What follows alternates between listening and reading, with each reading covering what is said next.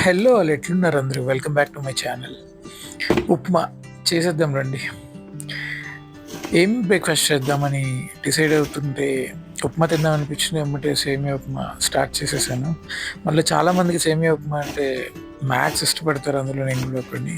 Late చేయకుండా ఉల్లిపాయలు, పచ్చిమిరపకాయలు కట్ చేసేసి పక్కన పెట్టేసి ఒక ప్యాన్ తీసుకొని అందులో 1 స్పూన్ నెయ్యి వేసి కొంచెం అది ప్యాన్ అంతా కూడా అప్లై అయ్యేలాగా స్ప్రెడ్ చేసి ఏవైతే ప్లెయిన్ సేమియా ఉన్నాయో వాటిల్ని ఆ ప్యాన్‌లో వేసి గోల్డెన్ బ్రౌన్ కలర్‌లో వచ్చే వరకు వేయించుకోవాలి. కొంచెం దగ్గరే ఉండి వేయించుకుంటే బెటర్. ఎందుకంటే ఓవర్ రోస్ట్ అయిపోతే మళ్ళీ బాగోదు.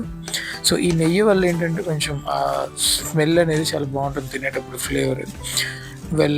అయిపోయింది పక్కన పెట్టేసుకొని ఇమ్మీడియేట్‌గా అదే ప్యాన్‌లో ఆయిల్ వేసుకొని తగినంతగా ఎక్కువ ఇంగ్రీడియెంట్స్ ఇంకా చేయొచ్చు. ఉప్మాలో చాలా వేయొచ్చు వెజిటబుల్స్ అండ్ అందులో ఇంకా మనకు కావాల్సినవి. కానీ నేను లిమిటెడ్ రిసోర్సెస్ అవైలబుల్‌గా ఉన్నాయి. అంటే ఫ్రిడ్జ్‌లో ఉన్న వాటిని బట్టి వేసాను అనమాట.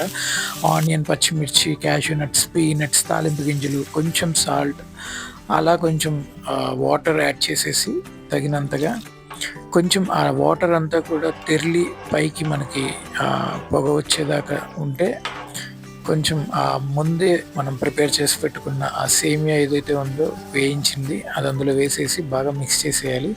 సో, నాకు ఇంకా అందులో కొంచెం క్యారెట్స్ అలాగే క్యాప్సికమ్, కొంచెం బఠానీ అవి కూడా వేస్తే అసలుకి టేస్ట్ రేంజ్‌కి వెళ్ళిపోద్ది. బట్ అవి లేవు. నెక్స్ట్ టైమ్ ట్రై చేద్దాం.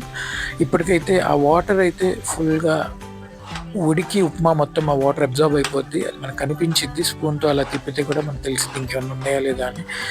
ఆ పీనట్స్, ఆ క్యాష్యూ నట్స్ తినేటప్పుడు నోట్లో తగులుతుంటే ఉంటుంది నెక్స్ట్ లెవెల్. సో, వీడియో నచ్చితే లైక్ చేయండి. డెఫినిట్‌గా సబ్స్క్రైబ్ చేయండి. అండ్ ఉప్మాని ఇంకెన్ని రకాలుగా చేయొచ్చో సేమియాతో కామెంట్స్‌లో నాకు చెప్పండి. అండ్ సపోర్ట్ చేయండి ఫ్రెండ్స్ ఫర్దర్ వీడియోస్ కోసం. బాయ్.